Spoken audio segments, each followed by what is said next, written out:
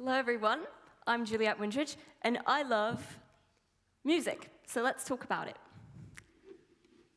50,000 tracks are being uploaded daily to streaming sites made with or by AI. The monoculture is monopolizing all of our listening pools and personal individuality with brain rot, AI slop, and microtrends. However, over the past 5 years in the mainstream, we have seen a human rebellion with this beautiful wall of albums.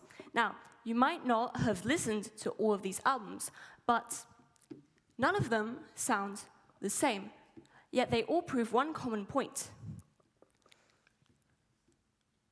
Wait, no. They are going beyond and pushing the limits of genre. They are all experimenting with more underground genres. They are creating something different, something new that AI can't copy. But let's go back 20 years to the history of pop music as we know it. This is the early 2000s and 2010s mainstream. We have Britney Spears, Rihanna, Beyoncé, and Lady Gaga, and the Black Eyed Peas as the main stars and main markets as the main stars of recession pop, which was basically ear candy, dancey escapism from the great economic recession of 2008, with catchy beats and sky-high choruses. However, it gained a reputation of being extremely formulaic and easy to copy-paste and easy to commercialize.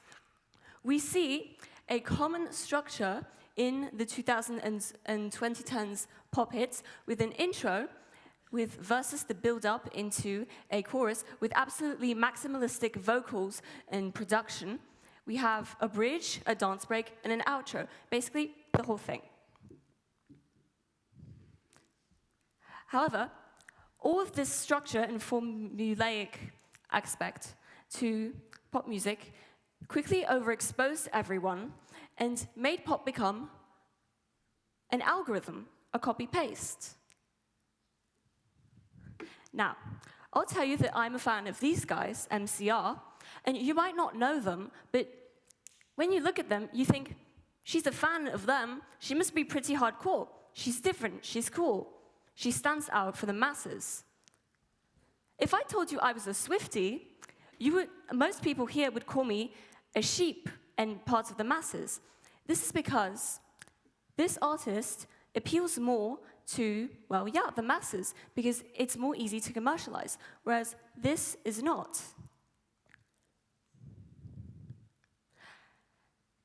Again, 50,000 tracks are being uploaded daily, made with or by AI. Can anyone here guess the percentage of AI-made tracks with the overall daily releases? A guess. Okay, well, it's 34%. And said out loud, it doesn't sound like that much, but when you actually look at it, that's more than a third. More than a third of AI tracks. That's scary. And we need to talk about the algorithm. Now, with the rise of TikTok in the early 2020s, attention spans began getting shorter. People began craving more instant gratification. Suddenly, artists had to bend to the 3-second rule of the algorithm. Basically, you had 3 seconds to gain the viewer's attention, or else they would just scroll by. Quality wasn't necessarily the main component anymore. It was the ability to repeat certain hooks. So we have seen this in song structure today, the viral song formula. So basically, verses act as filler that go into the shortest possible chorus with a very repeatable, very short hook, just that you can remember off the bat, that you can just scroll by and that it stays in your head. And you could have some questionable lyrics also for rage bait. That also helps with remembering. No bridge, and just the key word is memorize and repeat. Basically, quality isn't that important anymore in pop music. And we see this not just for music, but with the entire monoculture. All of our feeds look like this. Yeah. We are all being monopolized by the algorithm, by bots, and all we are exposed to is, well, this slop.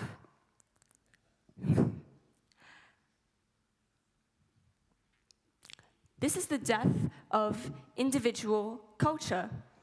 The masses are all exposed to the same thing over and over again. Basically, mediocrity. Now, let me tell you a story from the pandemic. That was 6 years ago. Most of the people in this room were like 10, 11 years old, 9 years old. Basically, school was closed, and we didn't have anything to do. We were just at home. And we looked for something new. I looked for something new. So I started getting curious, and I started delving in my family's old history books. Long story short, I couldn't shut up about Marie Antoinette for the rest of the lockdown. Basically, people delved into new subjects and found new passions because things slowed down. People had time for themselves to expand and build individuality. And this doesn't just go for history, that was my thing. It also goes for music. And this shows that because nostalgia has become a huge marketing component over the years, because people look for the authenticity that we used to have in the past in comparison to the quantity of slop that's being pushed into our faces and our feeds.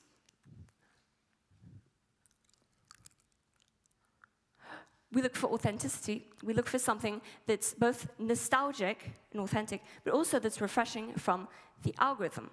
This is why vinyls have made such a resurgence over the past few years. It's also why so many movies are being remade. It's why, according to social media, 2026 is the new 2016, because we're looking for this nostalgia because of this authenticity and originality that we used to have. Hence, bringing back dead old people genres such as jazz, country, or folk, or rock. And we see this with these albums over the past 5 years. The Human Rebellion. We're rebelling against the algorithm, against the monoculture. So, we see the resurgence of the country genre with Chapel Roan, with her traditional fiddle instrumental in The Giver. We have Shabuzi, who is incorporating hip-hop in Americana.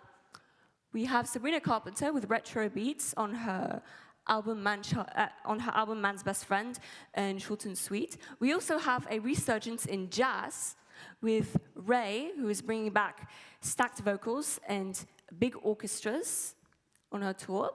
We have John Batiste with New Orleans musical traditions.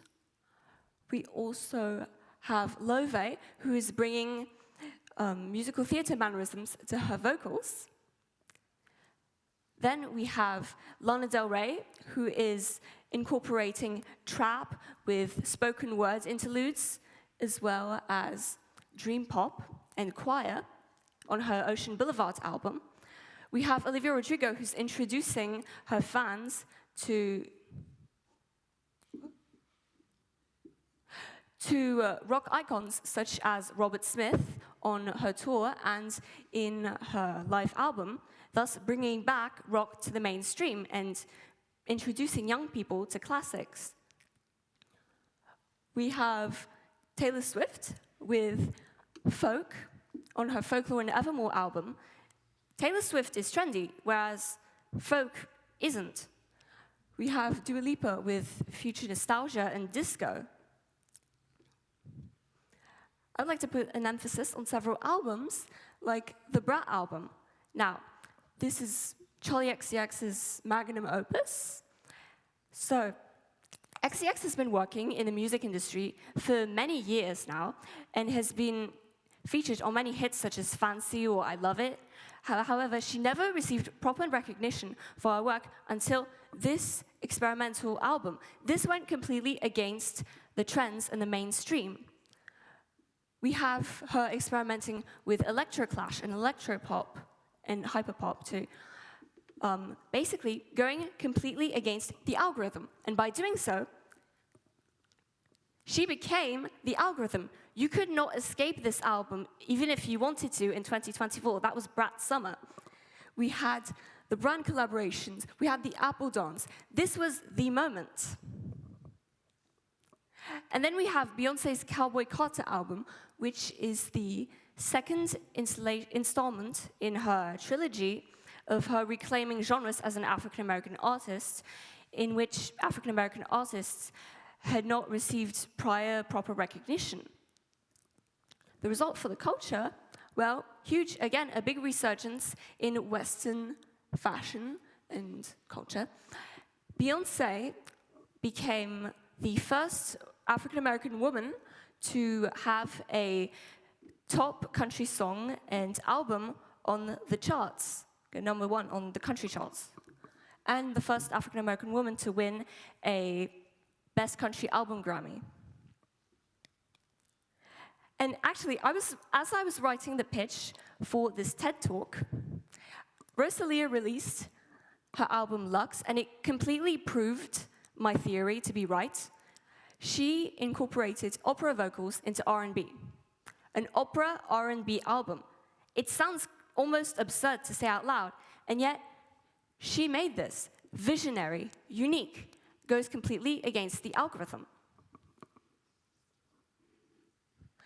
This is the human rebellion. We're going against the bots and the monoculture. We're making something different, something new and refreshing. And these artists are being incredibly successful with this. But you don't have to be winning Grammys or Brits or Billboard awards to participate in this human rebellion, because this affects you, the common listener, too. You have two choices. You can either listen to whatever the bots tell you to listen to. You can stick to the trending audio. You can take in all the AI slop and the brain rot and the micro-trends that the algorithm is pushing into your face. Or you can listen actively. We have strived to create the comfort zone. We have innovated machines so that we can ask AI to create anything we wanted to create. We have innovated listening too. 20 years ago, if you heard a good song on the radio, you had to go to the record store and buy an album without listening to it. You had to wait for the song on the radio if you wanted to record it with your tape. Now, with the power of the streaming site, you can listen to any song you want, anytime, any day, basically for free, whenever you want. And we don't fully appreciate this gift because we stick to whatever's trending.